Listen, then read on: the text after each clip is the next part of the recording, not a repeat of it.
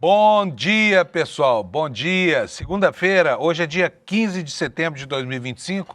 Nós estamos começando agora a primeira edição da semana do Seu Desperta. E é uma semana que começa diferente das outras porque temos o Bolsonaro sentenciado, né, a uma longa pena, 27 anos e 3 meses de prisão. E o fim de semana transcorreu sob intenso mimimi da extrema-direita e nada demais, né? Uma pequena aglomeração na porta do hospital, onde o Bolsonaro foi fazer exames e retirar algumas pintas e nada mais. Mas meia dúzia de pessoas lá, 30 pessoas talvez, se muito, né? E uma intensa caça às bruxas acontecendo na internet, agora com os X9, os dedos duros da extrema-direita, tentando comprometer a vida de atores e de cantores brasileiros que eventualmente se manifestam contra o governo americano ou contra o Bolsonaro. Porque para essa gente liberdade de expressão é isso, é eles dizerem o que querem e confundirem o que querem dizer com a preparação de golpes de Estado, né? Enquanto que os demais têm que ser tratados na base da pancadaria. Suspensão de vistos, cancelamentos, ameaças de toda a natureza e a exposição, inclusive, de dados pessoais, como está acontecendo. E começamos a semana com uma novidade. Houve em Itu um festival chamado Rocas durante esse fim de semana e o Valdemar Costa Neto foi lá. Foi lá para quê? Foi lá para lacrar, e lacrou mal, porque deu uma declaração tão infeliz, admitiu finalmente que houve sim planejamento de golpe de Estado no Brasil, e daqui a pouquinho você vai ver o vídeo em que ele fala abertamente isso como se fosse a coisa mais normal do mundo, fazer o planejamento de um golpe de Estado. Ele, chefão da gangue do PL, né? O chefe dos golpistas, o partido do golpe. Esse sujeito escapou, não se sabe por quê, de estar na cadeia fazendo companhia para o Bolsonaro. Mas ele ficou livre de qualquer imputação, porque na etapa preliminar dessa história toda, o nome dele não apareceu. Por que será que o Valdemar da Costa Neto, que já é um velho frequentador do sistema carcerário brasileiro, não teve que responder nada, porque o partido dele foi o partido que deu sustentação institucional ao golpe, sustentação financeira. Você há de se lembrar que eles contrataram um hacker para invadir o Supremo Tribunal Federal, a Carla Zambelli está com a cabeça pedida por conta disso. Eles patrocinaram aquele Instituto Pilantra, Voto Legal, e não aconteceu nada com ele. Então é nesse clima ainda repercutindo, reverberando o julgamento e a condenação do genocida Jair Messias Bolsonaro, que nós começamos essa segunda-feira. E eu vou logo chamando aqui o meu companheiro Alex Amorim, porque nós temos um monte de coisa para falar sobre futebol, não é isso, Alex? Bom dia para você. Tudo bem, Alex? Isso mesmo. Bom dia, Panunzio. Bom dia, comunidade. Como vocês estão? Isso mesmo. A agenda hoje está completinha, Panunzio. O que temos aí, Alex, para gente? O Corinthians se deu bem, né? Sim.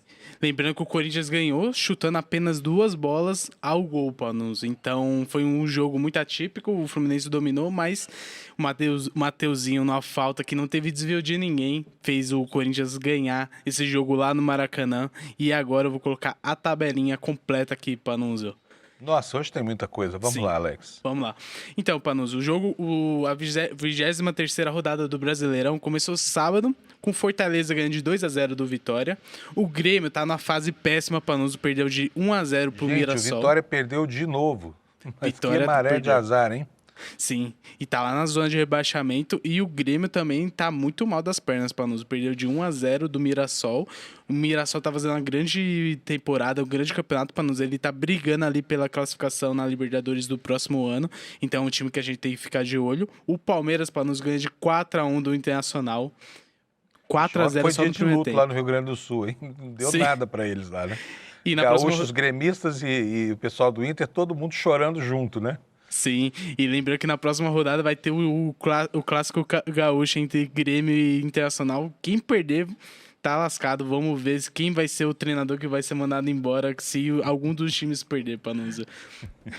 E, finalizando sábado, o Corinthians ganha de 1-0 do Fluminense lá no Maracanã e respirou bem no campeonato com essa vitória lá, e nisso finalizou o sábado. No domingo teve 5 jogos. O Red Bull Bragantino deixou a vitória escapar no último minuto praticamente e empatou 1-1 com o Sport. O Atlético Mineiro empatou 1-1 com o Santos. O Neymar ontem foi nas redes sociais reclamar do gramado sintético, porém não jogou nada e perdeu 2 gols na cara do gol. Então ele foi reclamar à toa lá, Panunzio.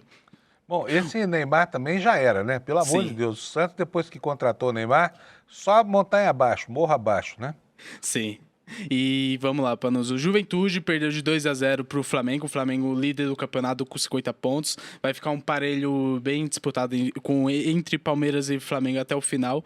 O São Paulo ganhou de 1-0 do Botafogo. O Botafogo tá com o time péssimo, tá bem ruinzinho das pernas. E o Vasco empatou 2-2 com o Ceará. Teve um golaço do Felipe Coutinho.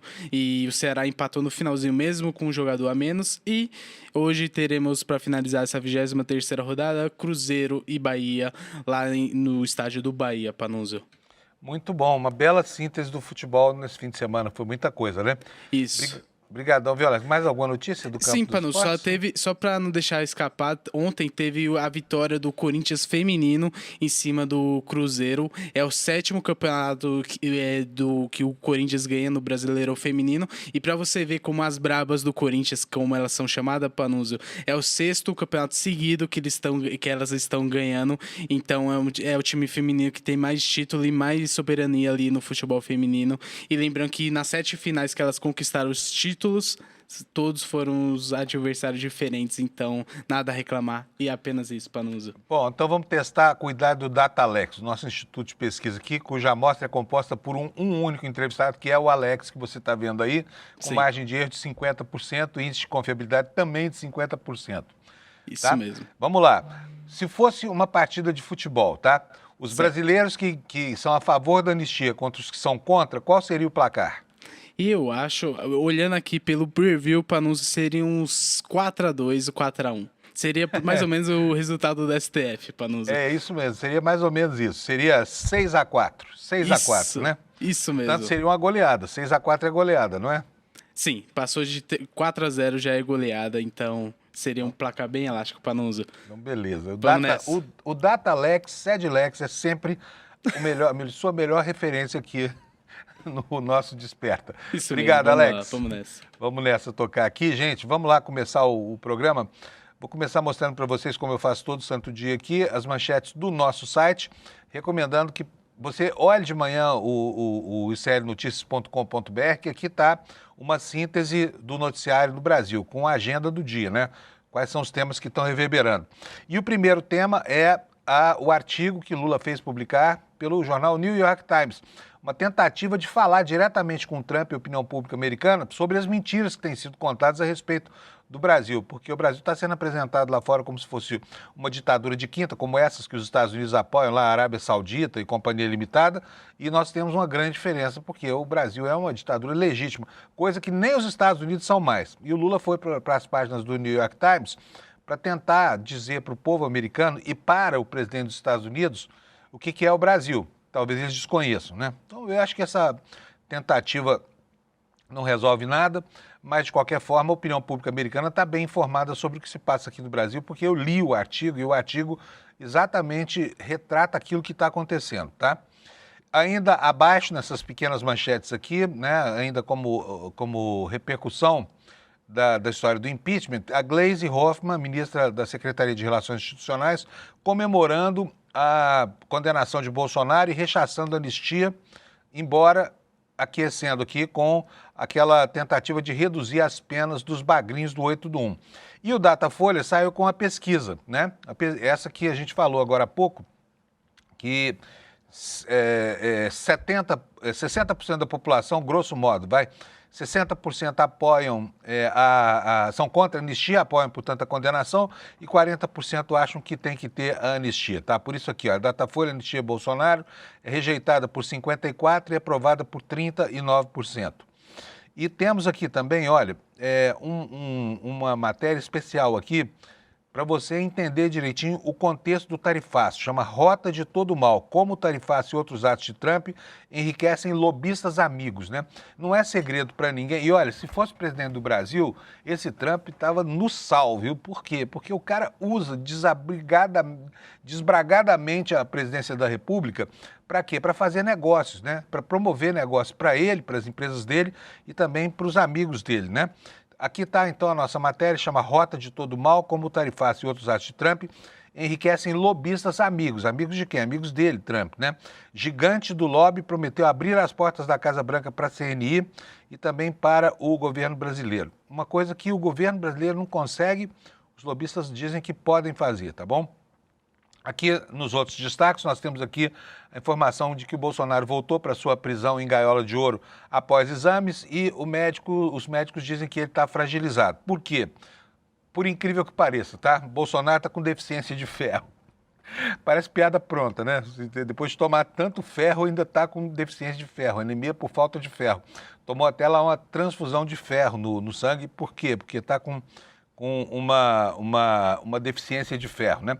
Aí, gente, surgiu uma coisa na internet, sabe? Um mimimi intenso lá, a família com aquela hashtag querem matar Bolsonaro, querendo mostrar que Bolsonaro é vítima de um complô e que a vida dele é que está em questão e não a liberdade de um delinquente que ele é, né?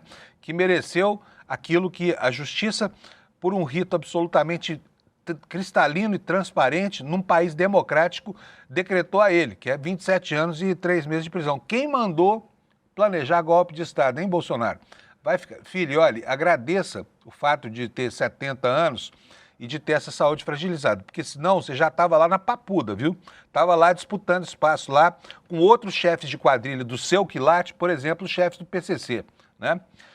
Bom, olha só, os Estados Unidos cancelaram o visto de um médico brasileiro que comemorou o assassinato do Charlie Kirk. Essa história está crescendo, né? Charlie Kirk quem é? É um extremista de direita que de teses tapafúrdias, assim, que prega abertamente o uso de armas de fogo, pregava, né, porque morreu.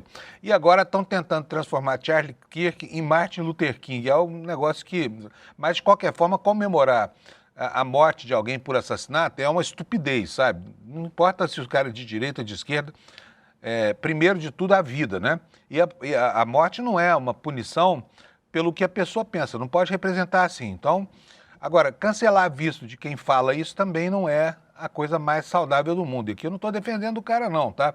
Falou bobagem, tem que pagar, mas tem outros mecanismos, né? Tem a justiça criminal, tem os crimes de opinião escritos no Código Civil e no Código Penal. Bom, como destaque aqui também, olha, mudando aqui o assunto, olha, em destaque aqui no site nosso está aqui, ó, ICL lança a revista Liberta, com abordagens novas sobre os principais fatos da semana. Eu fiquei super orgulhoso de ler o meu artigo lá e toda a equipe do ICL escreveu, né, sobre essa nova realidade que surge no Brasil a partir da condenação de Bolsonaro e esse primeiro exemplar é um exemplar para guardar para a história. Por enquanto, uma revista digital do ICL, mas logo, logo será uma revista impressa, nos promete aqui o nosso patrão Eduardo Moreira, que é um homem vocacionado para transformar boas ideias em coisas concretas, tá bom? E por último, como destaque aqui no site do ICL, profissões do futuro com essas habilidades que serão exigidas no mercado até 2030. Eu adoraria discutir sobre isso aqui, pena que nós não vamos ter tempo, né? Porque nunca dá tempo, a gente tem que ir para o noticiário institucional. Então vamos lá, vamos começar falando sobre o artigo do Lula no New York Times. Está aqui a manchete do ICL. Lula fala em orgulho do Supremo após condenação de Bolsonaro em artigo no New York Times. Ele diz o quê? A democracia e soberania do Brasil não estão na mesa de discussão, afirmou Lula nesse artigo que foi escrito em inglês.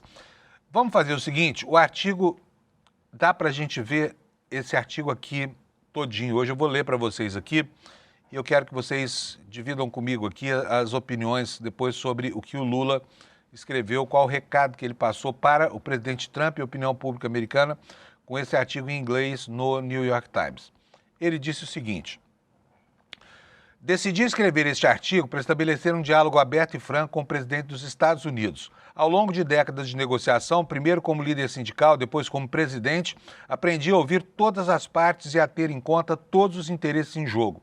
É por isso que examinei cuidadosamente os argumentos apresentados pelo governo Trump para impor uma tarifa de 50% sobre produtos brasileiros. Trazer empregos americanos de volta e reindustrializar são motivações legítimas. Quando no passado os Estados Unidos levantaram a bandeira do neoliberalismo, o Brasil alertou para os seus efeitos nocivos. Ver a Casa Branca finalmente reconhecer os limites do chamado Consenso de Washington, uma prescrição política de proteção social mínima, liberalização comercial irrestrita e desregulamentação geral dominante desde a década de 90, justificou a posição brasileira. Mas recorrer a ações unilaterais contra estados individuais é prescrever a solução errada. O multilateralismo oferece soluções mais justas e equilibradas. O aumento tarifário imposto ao Brasil neste verão não é apenas um equívoco, mas é ilógico. Os Estados Unidos não registram um déficit comercial com o nosso país, nem estão sujeitos a tarifas elevadas. Nos últimos 15 anos, acumularam um superávit de 410 bilhões no comércio bilateral de bens e serviços. Quase 75% das exportações dos Estados Unidos para o Brasil entram isentas de impostos. Pelos nossos cálculos, a tarifa média efetiva sobre produtos americanos é de apenas 2,7%. E 8 dos 10 principais itens enfrentam tarifa zero, incluindo petróleo, aeronaves, gás natural e carvão. A falta de lógica econômica por trás dessas medidas deixa claro que a motivação da Casa Branca é política. O vice-secretário de Estado, Christopher Landau, supostamente disse isso no início deste mês a um grupo de líderes empresariais brasileiros que estavam trabalhando para abrir canais de negociação. O governo dos Estados Unidos está a utilizar tarifas e a lei Magnitsky para procurar impunidade para o ex-presidente Jair Bolsonaro, que orquestrou uma tentativa fracassada de golpe de Estado em 8 de janeiro de 2023, num esforço para subverter a vontade popular expressa nas urnas. Tenho orgulho do Supremo Tribunal Federal Brasileiro por sua decisão histórica desta quinta-feira, que salvaguarda as nossas instituições e o Estado democrático de direito. Isso não foi uma caça às bruxas. A sentença foi resultado de um processo conduzido de acordo com a Constituição do Brasil de 1988, promulgada após 2 décadas de luta contra uma ditadura militar. Isso ocorreu após meses de investigação que revelaram planos de assassinar a mim, ao vice-presidente e a um juiz da Suprema Corte. As autoridades também descobriram um projeto de decreto que teria efetivamente anulado os resultados da eleição de 2022. Além disso, o governo Trump acusou o sistema de justiça brasileiro de atacar e censurar empresas de tecnologia americanas. Essas alegações são falsas. Todas as plataformas digitais, nacionais ou estrangeiras, estão sujeitas às mesmas leis no Brasil. É desonesto chamar a regulamentação de censura, especialmente quando o que está em jogo é a proteção das nossas famílias contra a fraude, a desinformação e os discursos de ódio. A internet não pode ser uma terra de ilegalidade onde pedófilos e abusadores tenham liberdade para atacar as nossas crianças e adolescentes. Igualmente infundadas são as alegações do governo sobre as práticas desleais do Brasil no comércio digital e no serviço de pagamento eletrônico e a sua suposta falha em aplicar leis ambientais. Ao contrário de ser injusto com as operadoras financeiras dos Estados Unidos, o sistema de pagamento digital do Brasil, conhecido como PIX, permitiu a inclusão financeira de milhões de cidadãos e empresas. Não podemos ser penalizados por criar um mecanismo rápido, livre e seguro que facilite as transações e estimule a economia. Nos 2 últimos anos, reduzimos pela metade a taxa de desmatamento na Amazônia. Somente em 2024, a Polícia Brasileira apreendeu centenas de milhões de dólares em bens utilizados em crimes ambientais. Mas a Amazônia ainda estará em perigo se outros países não fizerem a sua parte na redução das emissões de gases de efeito estufa. O aumento da temperatura global pode transformar a floresta tropical em uma savana, interrompendo os padrões de precipitação em todo o hemisfério, incluindo o centro-oeste americano. Quando os Estados Unidos dão as costas a uma relação de mais de 200 anos, como a que mantém com o Brasil, todos perdem. Não existem diferenças ideológicas que devem impedir 2 governos de trabalharem em conjunto em áreas onde têm objetivos comuns. Presidente Trump, continuamos abertos a negociar qualquer coisa que possa trazer benefícios mútuos, mas a democracia e a soberania do Brasil não estão sobre a mesa. Em seu primeiro discurso na Assembleia Geral das Nações Unidas em 2017, você disse que nações soberanas fortes permitem que países diversos com valores diferentes, culturas diferentes e sonhos diferentes não apenas coexistam, mas trabalhem lado a lado com base no respeito mútuo. É assim que vejo a relação entre Brasil e Estados Unidos. 2 grandes nações capazes de se respeitar e cooperar para o bem de brasileiros e americanos. Esse é o recadão que o presidente Lula mandou por meio do New York Times para o nosso verdugo, né? O jagunço que nos aflige lá dos Estados Unidos todos o santo dia com a sua raiva abissal, né? estigmatizando o nosso país aqui, fazendo com que a gente perca espaço na economia global. Felizmente, isso está dando efeitos piores lá do que aqui, né? E a população americana logo, logo vai ficar enfarada desse presidente. Aliás, nos jornais americanos de hoje tem um monte de reclamações a respeito das consequências dessas coisas para a economia, né? Depois, se tiver tempo, eu vou atualizar isso com vocês aqui na leitura do New York Times e também do Wall Street Journal, que são jornais respeitados lá nos Estados Unidos. O New York Times é o maior jornal dos Estados Unidos e o The Wall Street Journal é um jornal do mercado financeiro, é o nosso valor econômico lá para eles, tá bom? Eu vou continuar mostrando aqui para vocês, depois eu falo do mimimi todo que surgiu em decorrência dessa história da condenação do Bolsonaro.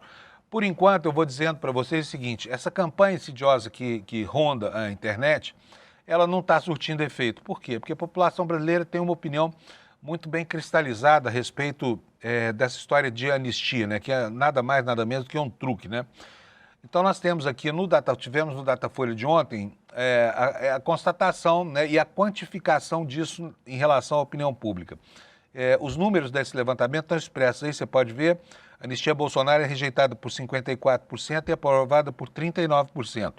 Além disso, 61% se dizem contrários a qualquer tipo de perdão aos condenados nos atos golpistas do 8 de janeiro. Então, ao contrário do que você pode pensar quando estiver navegando na internet, especialmente no Twitter, que é o reino de Hades, né, das redes sociais, a tese da anistia não é uma tese consensual nem majoritária no Brasil. Ao contrário, ela é uma tese minoritária.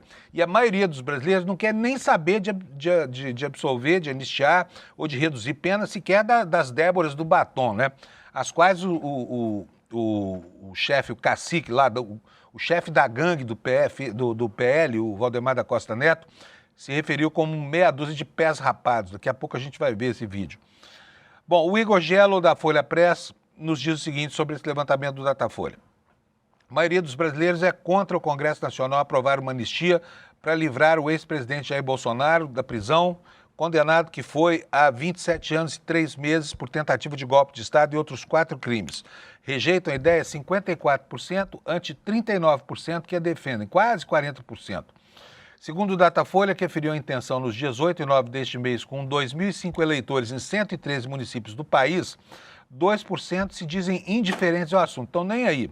Não sei como é que pode, mas, enfim, 2% dizem que tanto faz. 4% não souberam opinar, também não conseguem entender por quê, né? E rejeitam a saída 54% e 39% defendem a saída da anistia. Segundo o Datafolha, que referiu a intenção, como eu já falei, entre 8 e 9 deste mês, com eleitores de 113 municípios, 61% se dizem contrários a qualquer tipo de perdão aos condenados pelos ataques golpistas do 8 de janeiro, quando bolsonaristas depredaram as sedes dos 3 poderes. E, em função disso, já houve 1.630 ações penais relativas àquele incidente, com 683 condenações, 11 abstenções, 554 acordos judiciais. Ainda restam 382 processos abertos, nos explica aqui. Então, o importante isso aqui é isso, né? Que os brasileiros rejeitam majoritariamente qualquer tipo de benefício a essa quadrilha, a essa gangue chefiada pelo Bolsonaro, que nos impôs essa aflição do 8 de janeiro. Se tivesse entregado a faixa, saído bonitinho, calado, porque perdeu. Como diz o ministro Luiz Roberto Barroso, perdeu, mané, não amola, entendeu? Se tivesse seguido esse grande conselho do ministro Luiz Roberto Barroso, hoje Bolsonaro estaria aí, olha, confraternizando com o Mickey Mouse, junto com o filho dele lá nos Estados Unidos. Agora está aí a família dividida, ele engaiolado em casa e proximamente numa cela especial. Por quê? Porque a lei penal implica o cumprimento desse tipo de condenação, né, que foi imposta ao Bolsonaro, começando com prisão mesmo. Então, nós vamos ver Bolsonaro aí, numa cela especial, que seja por 5 dias, como o Collor fez, mas vai para a cadeia, pelo menos para começar o cumprimento da cena. E todas as imagens projetadas pelos filhos, pela família, essa coisa toda, estão em consonância com essa que você vai ver aqui. Essa aqui foi uma imagem do dia do julgamento, né? Bolsonaro sempre triste, com ar contrito, alegre que não podia estar mesmo, né? Mas, assim, existe um exagero na tentativa de caracterizar uma sensação para provocar pena mesmo na população, gerar comoção para sensibilizar para essa anistia que não está dando certo, tá? Já vou falar sobre isso. Só que antes de falar sobre isso, eu quero dizer para vocês o seguinte. Você duvida que tenha havido golpe militar? Eu acho que você não duvida, senão você não estaria aqui. Você estaria vendo a Revista Oeste, vendo a TV Jovem Pan, qualquer outro lugar menos aqui. Mas, para que fique claro o que foi que aconteceu, nós vamos fazer uso aqui de palavras, né, estranhamente sinceras, de um homem que entende do riscado, que é um golpista maior, que é o Valdemar Costa Neto, chefe do PL, tá? O partido que contratou o hacker para invadir o site do CNJ, o partido que pagou aquela pesquisa chechelenta e fraudulenta do Instituto Voto Legal, o partido que deu a Bolsonaro salário, sala e mesa, aliás, onde foi encontrada, né, uma cópia da Minuta Golpista, e agora o Valdemar da Costa Neto vem a público, eu não sei se com a intenção de queimar Bolsonaro, ou porque realmente queimaram-se alguns neurônios da cabeça dele, porque ele falou de maneira aberta sobre golpe de Estado. E é isso que nós vamos ver agora. Roda para nós o VT, Alex, por favor. Olha, houve um planejamento de golpe, mas nunca teve o golpe efetivamente. No Brasil, a lei diz o seguinte: se você planejar um assassinato, planejou tudo, mas não fez nada, não tentou, não é crime. O golpe não foi crime. Ainda chamou de pés rapados, né? A dona Débora do Batom e os outros todos que foram a Brasília para quebrar tudo lá. Então, só para que não reste dúvida, não é o Xandão, não é o Gonê, não é o Fábio Panunzi, nem o ICL, não é ninguém, é Valdemar Costa Neto, chefe da quadrilha, né, do partido que acolheu a quadrilha do Bolsonaro. Vamos lá repetir para você ouvir direito a declaração desse sujeito que deveria estar no rol dos que foram condenados desse grupo 1. Não entendo por que Paulo Gonê deixou ele de fora. É inexplicável. Põe de novo para a gente o mesmo VT, fazendo favor, Alex. Preste atenção. Olha, houve um planejamento de golpe, mas nunca teve o golpe efetivamente. No Brasil, a lei diz o seguinte: se você planejar um assassinato, planejou tudo, mas não fez nada, não tentou, não é crime. O golpe não foi crime. Só que para lembrar, os tipos penais descritos pelo artigo 359, esse que condenou Bolsonaro, falam em tentativa de golpe, viu? Portanto, está aí a confissão do partido que abrigou a quadrilha de Bolsonaro, Valdemar da Costa Neto, né, um sujeito que conhece bem os bastidores das cadeias brasileiras, porque já frequentou lá no Mensalão, né, dizendo agora que houve sim uma tentativa de planejar um golpe, né? Então, você ouviu aí, e olha, se eu tiver tempo, ainda repito isso para você daqui a pouco, tá bom? E isso aí, gente, desatou uma campanha na internet, não a fala do Valdemar da Costa Neto, mas essa tentativa de criar um clima, né? A partir da ida de Bolsonaro ao hospital, ele foi escoltado pela Polícia Militar no sábado, né? No domingo, no dia 14, ontem, ele foi para o hospital e foi lá retirar umas pintas e fazer uns exames. E o laudo do exame revelou que ele tem uma deficiência de ferro. Por mais que esteja levando ferro desde o dia em que deixou a presidência da República, ele está com deficiência de ferro. Mas aqui eu estou fazendo uma ilação, até ele nem deveria estar fazendo isso, mas já foi, agora não tem problema. Eu vou ler para vocês aqui o que foi que os médicos disseram sobre a saúde do Bolsonaro, que ao contrário do que diz a família, não tem nada demais. Tem uma deficiência de ferro, tem resquício de uma pneumonia, né? Fez uma reposição de ferro e já foi liberado. Bota na tela para mim, por favor, a nota imprensa. Deixa eu mudar aqui, porque senão você não vai conseguir enxergar, né? Vamos ver aí. Chegou aí, Alex? Chegou, né? Beleza, tá aí, olha. Brasília, 14 de setembro de 2025. O ex-presidente Jair Messias Bolsonaro foi admitido no Hospital DF Star hoje, às 8 horas, para realização de exames laboratoriais, exames de imagem e retirada cirúrgica de lesões cutâneas. Isso aqui são pintas, tá? Todo mundo, quando fica velhinho, tem.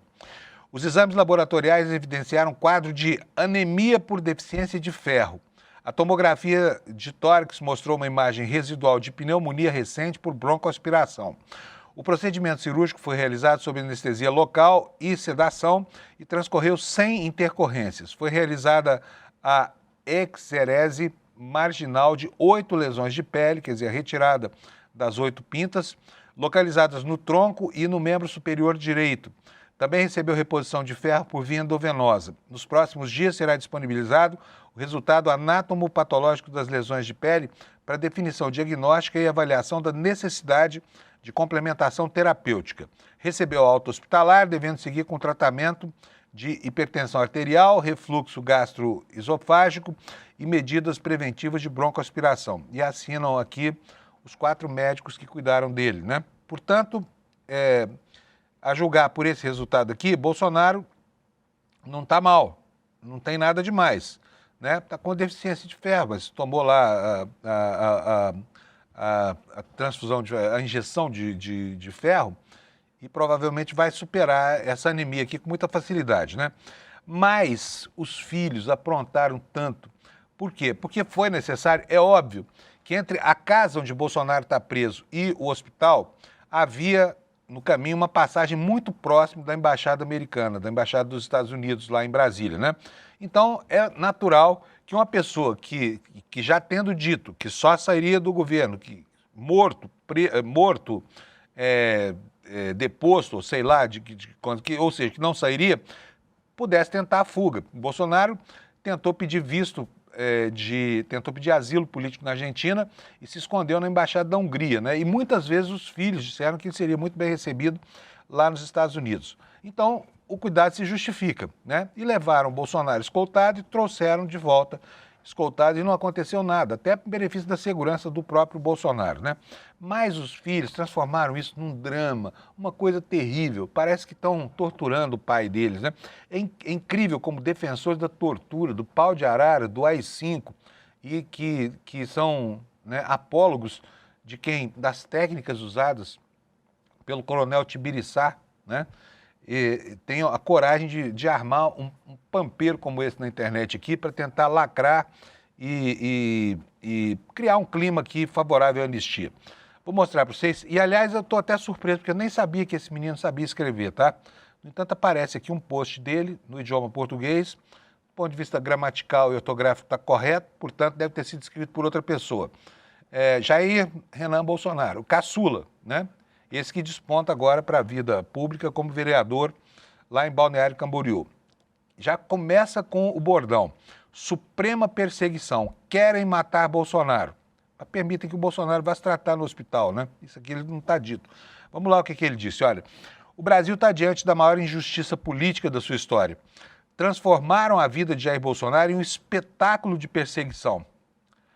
Acompanhando o meu pai, vejo comboios armados, vigilância ostensiva em hospital, humilhações constantes, tudo para tentar destruir um homem honesto. Não basta calá-lo, querem quebrá-lo física, emocionalmente e espiritualmente, querem fazer aquilo que nunca conseguiram em 2018, eliminar Bolsonaro a qualquer custo. Essa não é justiça, é um método de execução aos poucos. Mas o que eles chamam de missão cumprida, o povo chama de covardia. O Brasil não pode fechar os olhos. O que está em jogo não é apenas a vida de um líder, mas a liberdade de toda uma nação. Eu falei que estava correto aqui gramatical e ortograficamente, mas remendo, já vi que não está nada disso não, tá? Está bem cheio de problemas aqui esse texto, mas pelo menos sabe aí usar umas 50 palavras o filho mais novo, caçula de Bolsonaro, né? Que em tudo se parece com o pai. Aí vamos ver o outro, que gosta de escrever textos terríveis aqui, cheios de erros de concordância e gramática e muitas vezes tão desconexos que a gente não consegue nem ver. Carlos Bolsonaro, Carluxo. Estou com meu pai, presencio a continuidade do maior circo armado da história do Brasil. Vocês podem reparar que as expressões são as mesmas, né?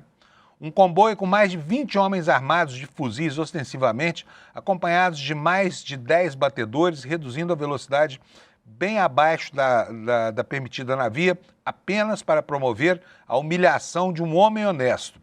Já no hospital, homens fardados e armados vigiam como se um senhor de 70 anos pudesse fugir por uma janela, assim como fazem em sua prisão domiciliar. Fica claro, o objetivo é fragilizá-lo, expô-lo e ofendê-lo em nome da tal missão dada, missão cumprida, até mesmo durante uma cirurgia. Isso é um método de abate. Só para esclarecer aqui, vem para cá, Alex. Cirurgia é uma ova. Remoção de pinto, não teve cirurgia nenhuma, tá? Segue aqui, ó. No fundo, o que não conseguiram em 2018, tentam agora a qualquer custo concluir. Não há como não se indignar. Querem matar Jair Bolsonaro de um jeito ou de outro. A família insiste nesse bordão, né? Olha, eu vou falar uma coisa, hein? O que estão fazendo com esse homem para lacrar na internet é algo de dar azia em caixinha de Sonrisal, tá? E como se não bastasse isso, como a campanha insidiosa não está gerando, né, engajamento, não está gerando movimentos grandes, importantes na opinião pública, o que esses caras estão fazendo? Começaram a demonizar artistas no Brasil. Essa semana, como você sabe, aconteceu o The Town, que é um festival grande de música aqui em São Paulo, né? E um dos shows foi o do Júnior Lima, irmão da Sandy, daquela dupla Sandy e Júnior, né? E o Júnior, no final, deu um grito lá contra a anistia. Eu vou mostrar para vocês aqui o que ele falou, e bastou para enfurecer e despertar a cólera dessa gente. Mostra para nós o que foi que o Júnior Lima falou, por favor. Se tiver uma criança aí na sala, por favor, você tire ou tape os ouvidos dela, porque lá vem palavrão aí. Vai lá, Alex. Anistia o caralho, porra!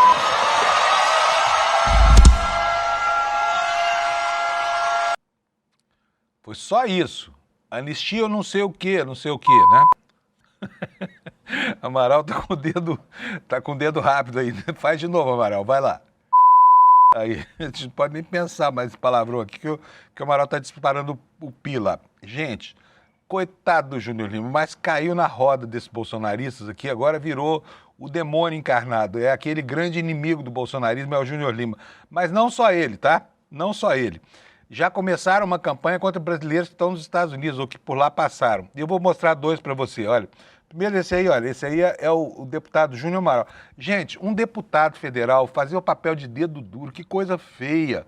Dedo duro não é bem quisto nem nas rodas dele, sabe? X9, sabe? Entregando gente que está lá nos Estados Unidos a passeio. Qual o problema do Felipe Neto ir para os Estados Unidos, ou qualquer um de nós, sabe?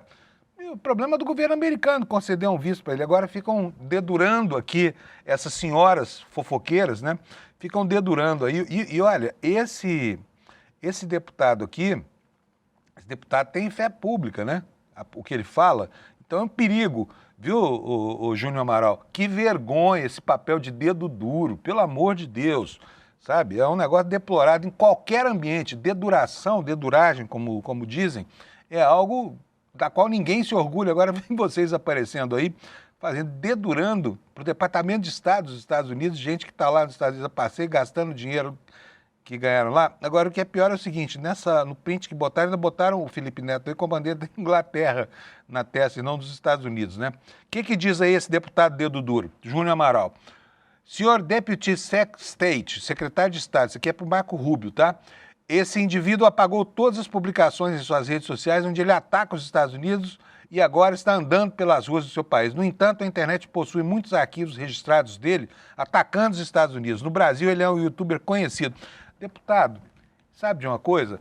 Chama liberdade de expressão. Lembra que vocês, quando vão defender golpe, Bolsonaro, vocês golpistas aí, vocês falam que são grandes defensores do direito à liberdade de expressão? Agora vocês querem constranger o Felipe Neto lá nos Estados Unidos porque criticou o governo dos Estados Unidos? Então não pode. Que diabo de liberdade de expressão, deputado dedo duro Júnior Amaral? Que diabo de liberdade de expressão é essa que Vossa Excelência defende? Excelência não sei em quê, excelência em deduração. Que vergonha, um homem dessa idade dedurando os outros. Mas tem mais, tá? Olha aí, ó, desse aqui nada se espera, né? E aí já diria lá o Barão de Tararé, onde nada se espera, daí é que não sai nada mesmo. Paulo Figueiredo. Pessoalmente encaminhei os posts de Felipe Neto para oficiais sênior do Departamento de Estado. Realmente não depende de mim, mas se dependesse, não sei o que esse sujeito pode querer vir fazer nos Estados Unidos. Ô Paulo Figueiredo, você agora é o porteiro da imigração americana? Não, desse aqui tudo bem, fazer papel de dedo duro, porque quem é neto de quem ele é, né, que tem essa genética horrorosa, e eu não estou sendo lombrosiano não, tá? Não me acusem de ser lombrosiano não. A genética aqui fala pouco, mas a cultura da família, né? Então vou dizer, a memética fala bastante alto, né? Paulo Figueiredo, querendo sacanear o Felipe Neto. Aí, gente, olha só, o presidente da Comissão de Relações Exteriores da Câmara, olha o papelão que esse dedo duro, Felipe Barros, dedo duro, X9, né? X9 é o gato da Comissão de Relações Exteriores do Brasil. Tá aqui, olha. Estou oficiando a Embaixada dos Estados Unidos, o Google, a Meta e o Procurador da República para denunciar figuras públicas brasileiras que estão comemorando o assassinato brutal de Charlie Kirk. Ele está denunciando aí o Peninha, tá? E mais do que isso, já falou também de Felipe Neto e outras personalidades. Quem é o Peninha? O Peninha é um jornalista que tem um trabalho feito como historiador para leigos, né? E que tem opiniões exacerbadas. Aí eu pergunto de novo, mas, deputado Felipe Barros, a liberdade de expressão que vocês pregam é só para vocês mesmos? É isso? E os outros? Não podem? Tem 2 leis no Brasil agora, bolsonarista pode fazer o que quer, inclusive tramar golpe de Estado à guisa de liberdade de expressão, mas o Peninha não pode falar o que quer. Agora, eu, pessoalmente, não gosto de atacar ninguém, de condenar ninguém pela morte. E não é crime fazer isso. Eu só acho que não pega bem. Nem sei o que o Peninha falou, tá? Nem sei o que o Peninha falou. Vamos nós, olha só. Gustavo Gayer, outro dedo duro aqui. Esse cara é complicado pra caramba. Gustavo Gayer, X9. Esse do Wagner Moura. Tá querendo que os Estados Unidos deportem o Wagner Moura, que é cidadão americano, mora lá há mais de 10 anos legalmente, tá bom? Tá aqui o senhor Gustavo Gayer, dedo duro, né? Dedo duro, X9, dizendo o seguinte: esse cara está morando nos Estados Unidos, continua apoiando Moraes, atacando o Trump, dizendo que os Estados Unidos agora é uma ditadura. Deputado, ele tem uma escola de inglês, né, gente? Não é isso, Alex? Gustavo Gayer tem uma escola de inglês, né? Porque de português, ele tem uma escola de inglês lá, escola, aliás, que recebeu, enfim, tem uma escola de inglês lá em Goiânia. E essa escola de inglês não ensina português, porque se explicasse, teriam dito para ele, dizendo que os Estados Unidos agora são, porque Estados Unidos está no plural, o sujeito no plural, o verbo vai para o plural. Mas o Anarfa escreve aqui o seguinte, dizendo que os Estados Unidos agora é uma ditadura. Acho que vale a pena dar uma olhadinha nesse extremista. Diz o dedo duro Gustavo Gayer, fazendo um papel vergonhoso, né? Vamos lá. Aí, alguém tem uma escola de inglês, uma escola de inglês que faliu, inclusive, eu acho, lá em Goiânia, né? Exatamente. Vamos lá, tem uma loja de produtos bolsonaristas, lembrando aqui o Alex. Aí alguém na esteira dele pergunta para o Grok, que é a inteligência artificial do X, se o Wagner Moura pode ser expulso. E o Grok responde: sim, Wagner Moura possui cidadania americana além da brasileira. Ele confirmou isso em entrevistas recentes, mencionando que vive nos Estados Unidos há cerca de 10 anos. É cidadão. Fonte Hollywood Reporter e o Yahoo Entertainment. Né? Acabou aqui a minha... Então, assim, que papel feio, não é, gente? Vocês não acham? Que horroroso alguém que se propõe a delator, né? Eles reclamam tanto do Mauro Cid, dizendo que Mauro Cid era X9. X9 são eles, delatando gente que não cometeu crime nenhum, né? Bom, vamos lá, vamos continuar. Olha só o paradoxo dos Estados Unidos. Paradoxo total lá, porque os Estados Unidos estão proibindo pessoas que vivem lá, estrangeiros que vivem lá, ameaçando caçar vistos, de estudantes que estão lá legalmente, enfim, tocando o ICE lá sobre a população latina. Mas, curiosamente, vejam só a manchete do Jornal Estado de São Paulo. Trump pede que as empresas estrangeiras levem capital humano aos Estados Unidos para treinar mão de obra local. O presidente americano diz que o país precisa aprender ou reaprender a fabricar itens complexos. É a matéria aqui do Jornal Estadão, né? E ela diz o seguinte: em meio aos esforços para reindustrializar a economia americana, o presidente Donald Trump instou empresas estrangeiras que investem nos Estados Unidos a levar também o seu capital humano para o país por um período, além de recursos financeiros. Diz o seguinte, olha, quando empresas estrangeiras que estão construindo produtos extremamente complexos, máquinas ou várias outras coisas entram nos Estados Unidos com investimento massivo, quero que elas tragam suas pessoas de expertise por um período de tempo para ensinar e treinar o nosso pessoal a fabricar esses produtos tão únicos e complexos, afirmou Trump nesse domingo em um post na rede Truth Social. É incrível, não é? Que este aqui queira que as empresas estrangeiras, cujos trabalhadores ele está expulsando dos Estados Unidos levem para lá mão de obra para ensinar americanos a fazer coisas que eles já não sabem mais. Por quê? Porque perderam o contrapé aí do processo de industrialização, né, que foi parar nos tigres asiáticos. E aí continua aqui a matéria do Estadão.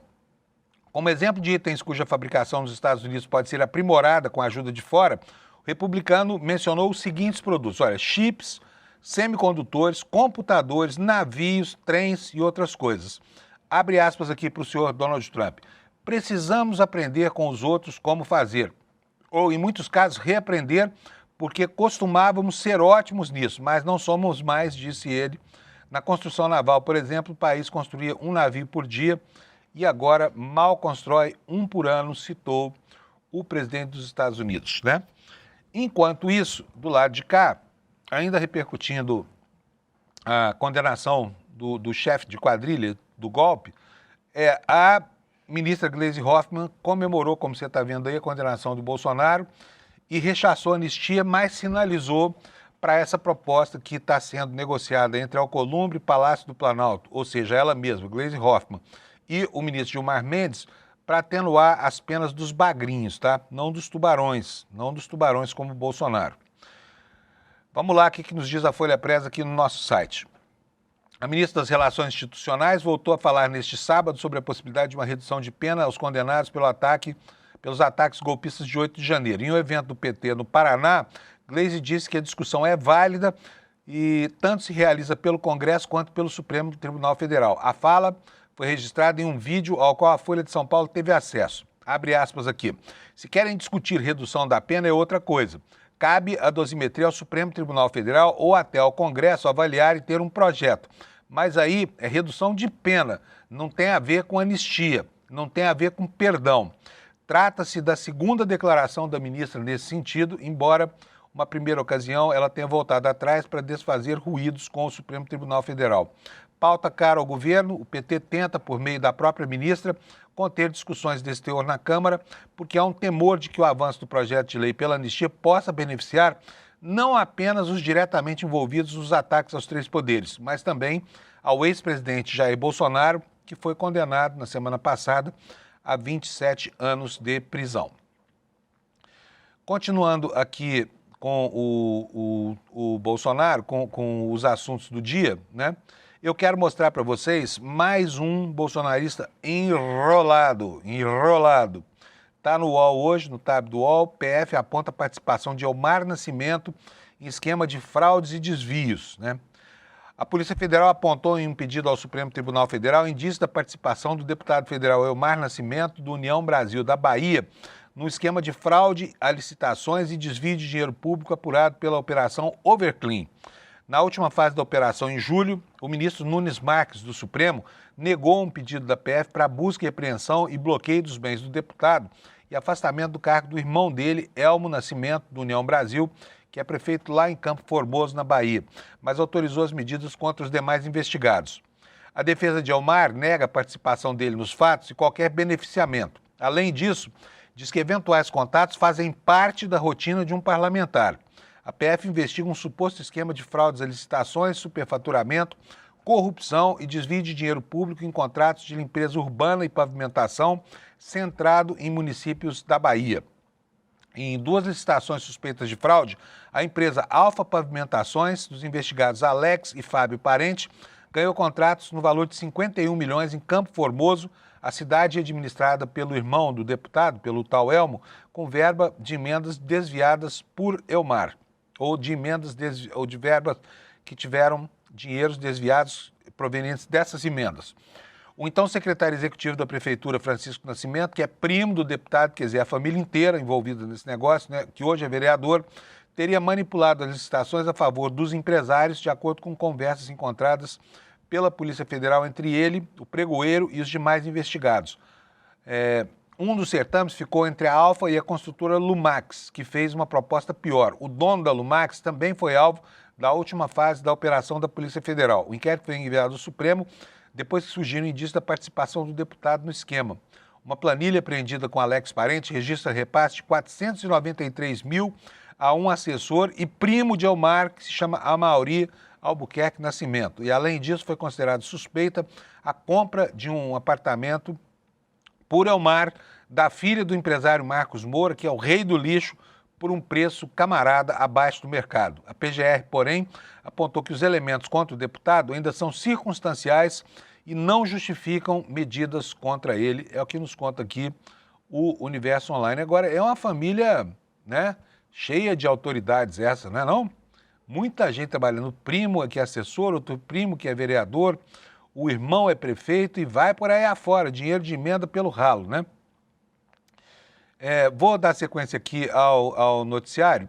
Vocês sabem que lá nos Estados Unidos tem uma pendenga lá entre o Trump e uma diretora do Fed, né?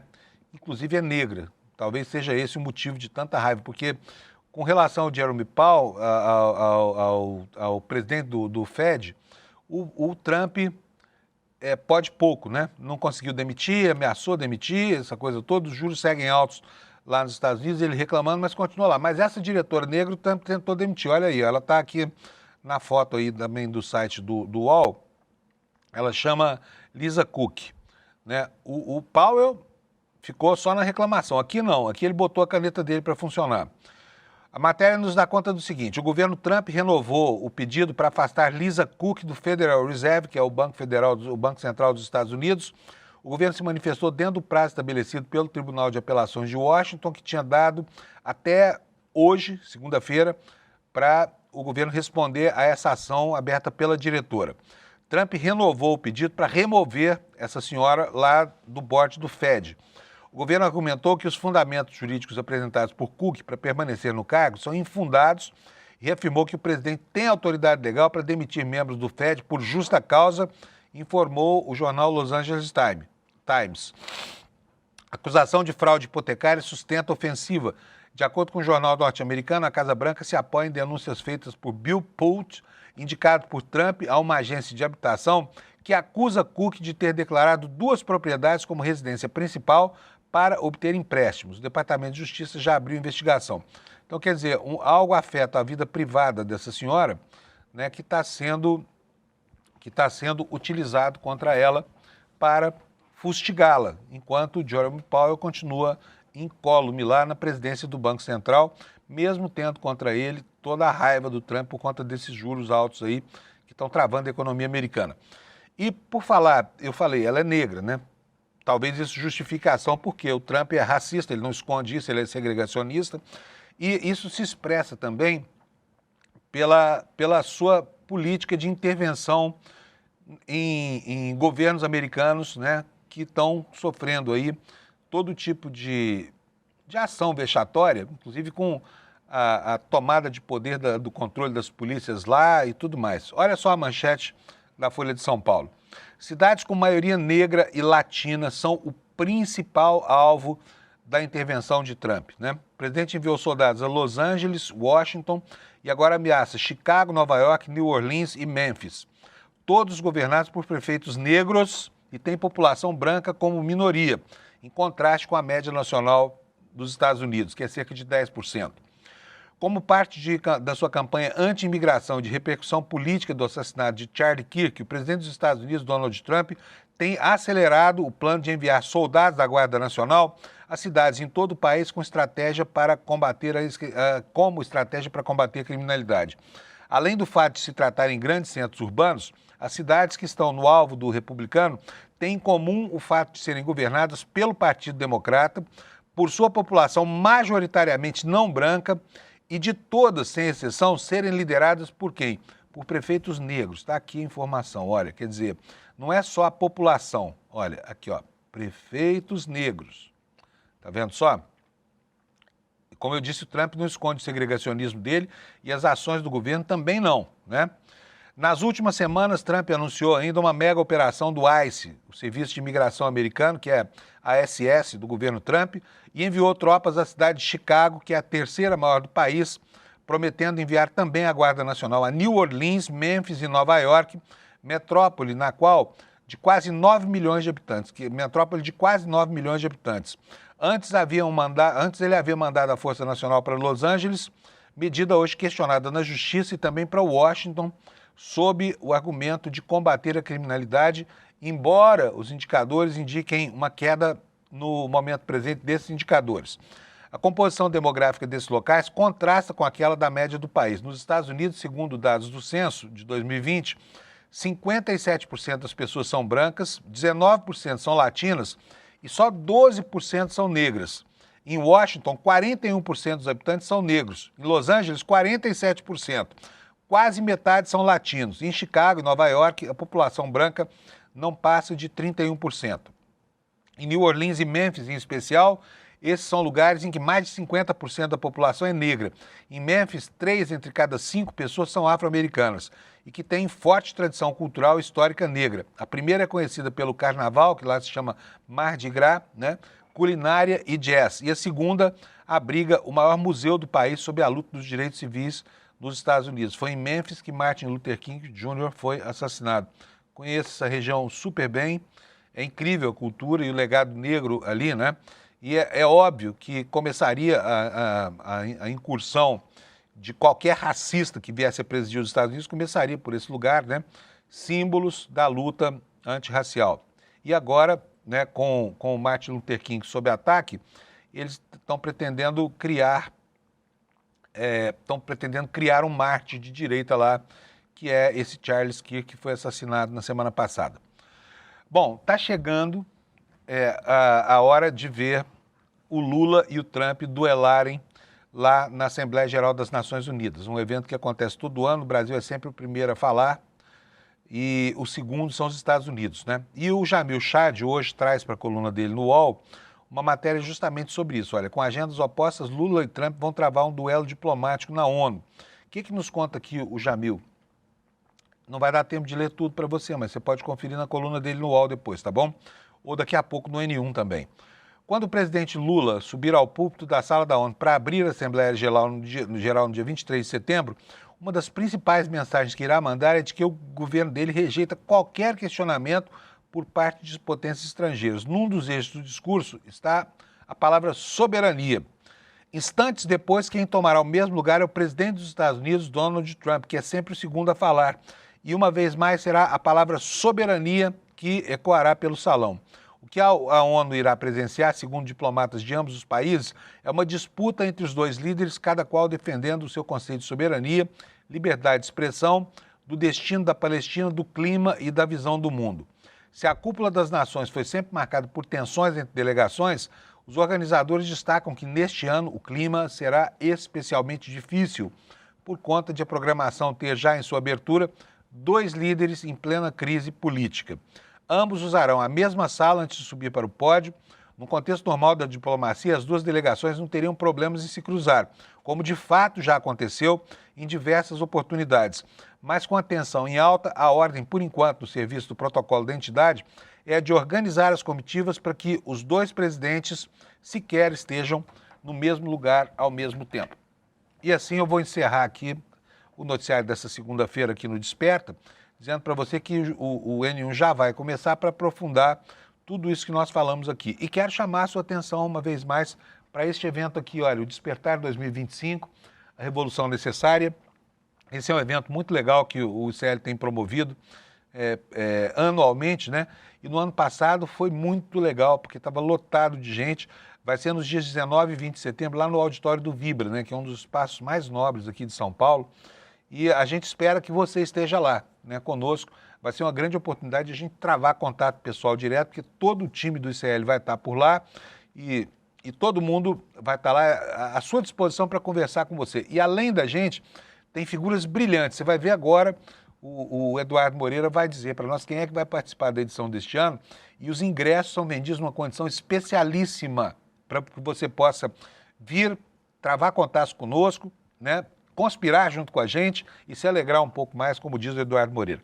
Então, bom dia para você. Amanhã, 7 da manhã, estamos aqui, mesmo horário para falar do planeta. E vem aí o N1, fique com ele. Obrigado pela sua audiência. Até amanhã. Ano passado estava lotado. Mais de 4.000 pessoas vibrando com Serginho Grosman, Renato Freitas, Fátima Bernardes Mocotó, Bela Gil. Eu me arrepio só de lembrar. E esse ano, em 2025, a gente vai fazer um evento ainda maior. Nunca foi tão necessário reunir as pessoas, conversar sobre as mudanças que o mundo está passando. E a gente reuniu o maior conjunto de nomes para se apresentar nesse palco. A gente vai ter aqui, esse ano, o Miguel Nicoleles para falar de inteligência artificial, a Marina Silva para falar da questão do meio ambiente, Frei Beto, Leonardo Boff, a ativista Leida Guevara, filha de Che Guevara. A gente vai ter aqui também palestras com os nossos especialistas de marketing, de negócio, de redes sociais, falando sobre as transformações que estão acontecendo no acesso às redes, na comunicação. Vai ser espetacular. E a gente vai ter muita diversão também, com Margareth Menezes, com Leone e com vários outros artistas que novamente vão botar a casa para tremer, vão botar as pessoas para dançar, as pessoas vão se abraçar, vão abrir sorrisos tão raros hoje em dia e juntos a gente vai começar a revolução necessária aqui no Vibra São Paulo. Um momento que vai ficar guardado nas páginas da história desse país.